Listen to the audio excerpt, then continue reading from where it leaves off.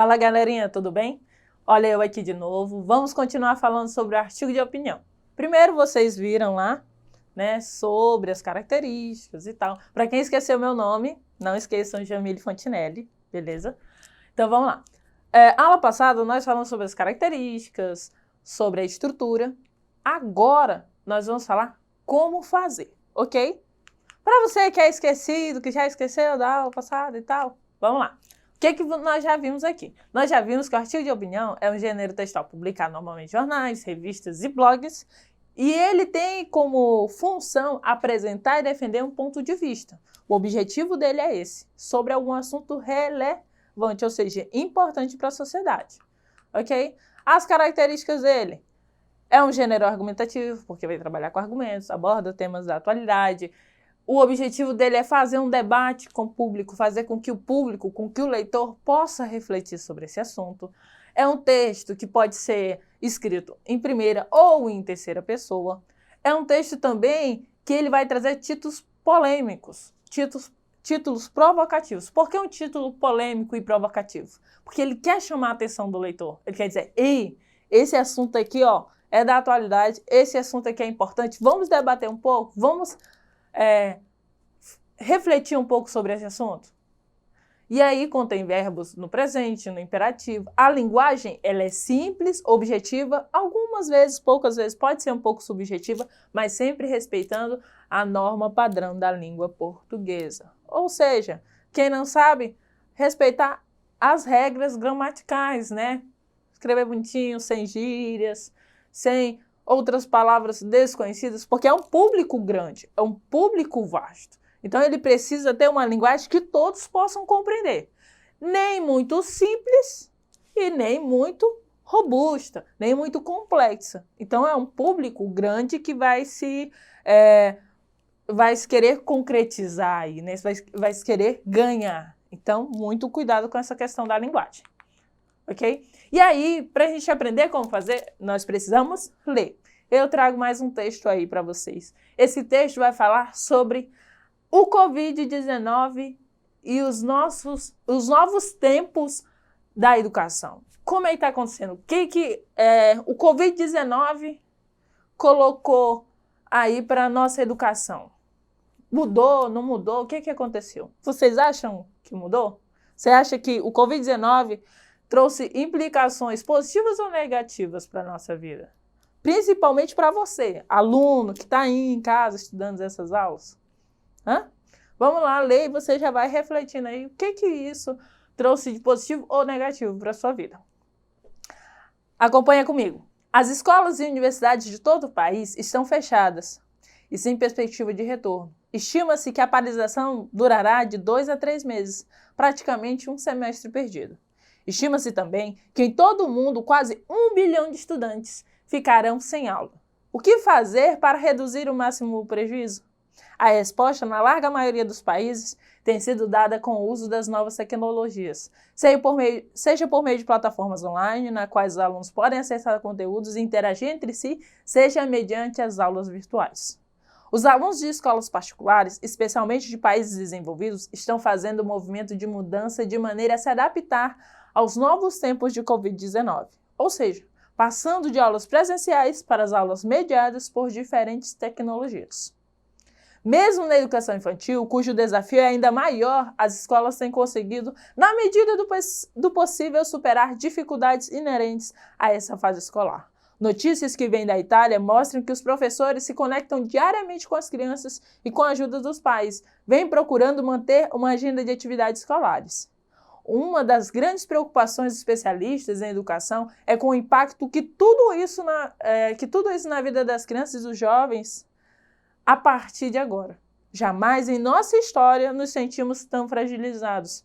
Esse vírus simplesmente paralisou o planeta, expondo a nossa fragilidade, também mostrou aos governantes a necessidade de investir fortemente em ciência e tecnologia. Felizmente, muitos deles estão conduzindo as decisões com base em evidências científicas e não em achismos, até porque muita informação vem circulando nesse espaço de tempo. Tudo isso que estamos enfrentando nos remete a uma coisa: é hora de começarmos a assumir compromissos para o bem-estar de todos. relegando o eu a uma segunda dimensão de interesse. No meu ponto de vista, essa será a oportunidade para repensar o papel da escola e dos pais na vida escolar dos estudantes. Os pais, sobrecarregados pelos diferentes afazeres, estão cada vez mais terceirizando para a escola o seu dever de educar. Na contramão do que apregoa o artigo 205 da Constituição Federal, que afirma que educar é dever do Estado e das famílias, em uma de suas homilias, o Papa Francisco afirmou, em tom preocupado: chegou a hora de os pais e as mães voltarem do seu exílio e recuperarem a sua função educativa. Oremos para que o Senhor conceda aos pais essa graça, a de não se autoexilarem da educação dos filhos. Outro aspecto que podemos tirar com lição é preciso estudar como usar as novas tecnologias em harmonia com as aulas presenciais e como estabelecer um equilíbrio entre o ensino presencial e o ensino virtual. Hoje, enfrentamos em nosso país a árdua discussão sobre o ensino no uso mediado por tecnologias. Talvez esse período nos ensine que ambas as modalidades podem conviver em harmonia em prol de um projeto pedagógico que atenda às necessidades de uma educação voltada para o século XXI.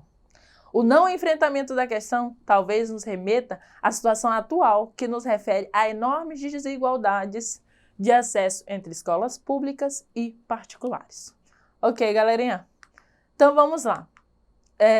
Quando nós pensamos nesse artigo, e eu pedi para vocês refletirem um pouco, o que o Covid-19 trouxe para a nossa questão educacional? Mudou a sua vida?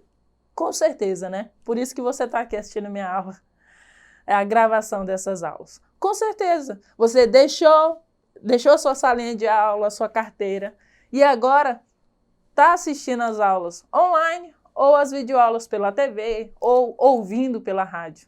Isso mudou. E o que mudou para você? O que você tem feito para mudar, para dinamizar seu dia, para otimizar seu tempo, para se organizar para poder estudar? Que é muito difícil, eu entendo. Você está aí na sua casa, no conforto da sua cama, do seu sofá, e não tem ninguém para dizer: menino, faz atividade. Menino, é hora de estudar. Lá na escola você entrava um horário, saía outro, aquele era o seu momento de estudar.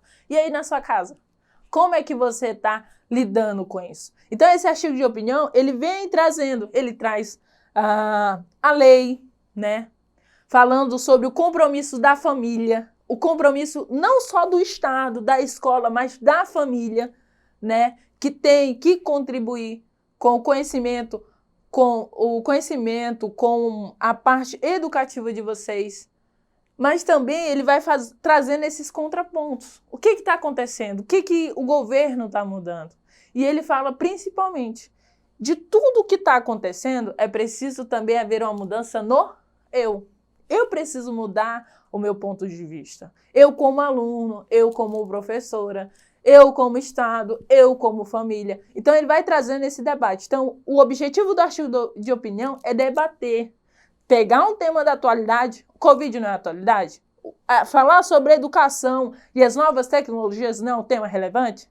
Então, é preciso pensar nisso tudo, ok? Agora, nós vamos pensar como é que a gente pode produzir um artigo melhor.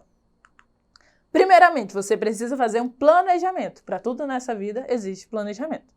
Então, você deve planejar e fazer um projeto de texto, ok?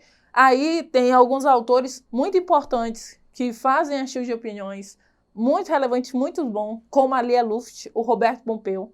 Eles são excelentes. Vão lá depois, pesquisem sobre eles, que vocês vão achar textos excelentíssimos. Vamos lá. No momento que vocês vão fazer o planejamento do projeto de vocês precisam fazer uma reflexão, leitura e se organizar. Organização também é tudo. Então, você vai pensar no tema, na tese, os fundamentos da argumentação, a organização lógica do seu texto. Ou seja, eu vou definir que aqui vai haver o parágrafo, qual a trajetória que eu vou passar, como é que eu vou defender meu ponto de vista, ok? Planejou, pensou, leu. Beleza? Aí você vai fazer seu rascunho. Lá você vai transcrever ideias projetadas. Você vai dizer... você vai colocar o seu texto em prosa, vai colocar a introdução, o desenvolvimento, a conclusão, Vai fazer o seu rascunho, mas pense bem, quando você vai fazer o seu rascunho, já é importante que você não vá aumentando coisas, porque depois do rascunho você já vai passar a limpo. Então você já cria uma trajetória para depois você não deixar seu texto confuso. Depois do rascunho, você vai fazer a revisão. Essa revisão não só no texto, na trajetória, mas também visualizar a questão ortográfica, a acentuação, pontuação e verificar se está tudo no seu devido lugar. Introdução, desenvolvimento, conclusão. Como é que eu estou terminando meu texto? Como é que eu comecei meu texto? Meu texto está interessante? Pede para a mamãe ler, pede para o pai ler, pede para o colega, para o primo que mora aí na sua casa, pede para ele ler. Então, é muito importante que haja essa visualização do texto para ficar excelente o seu texto, ok? Então, ó, o que eu vou pedir para vocês agora? Depois você planejou, você planejou como é que vai ser o seu texto. Você fez o rascunho, você fez a revisão, ok? Aí agora você vai pensar, o que eu vou pedir para você produzir um artigo de opinião. O que eu quero que você faça é uma produção sobre trote. Você sabe o que é trote? Ano que vem, quando vocês estiverem lá na universidade ou nas faculdades, talvez vocês passem sobre isso e vocês precisam ter um pouquinho de conhecimento.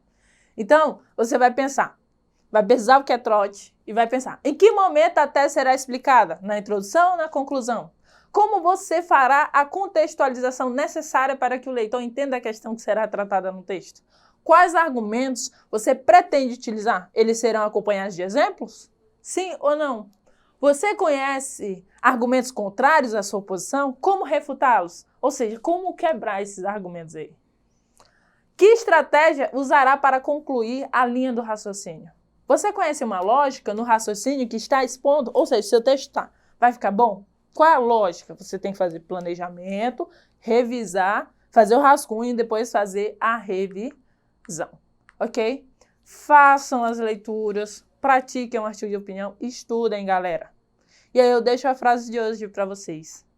Mostre-me um homem acomodado e eu mostro-lhe um fracasso. Thomas Edison. E diga aí, você é o homem acomodado hoje ou não? Vamos mudar? Não vamos ser um fracasso por hoje? Então, é isso. Não esqueçam, acessem o portal lá no @eduqueacre. Não esqueçam, acessam, assistam, façam tudo que vocês puderem para tirar um notão no Enem, ok? Tchau, tchau e até mais.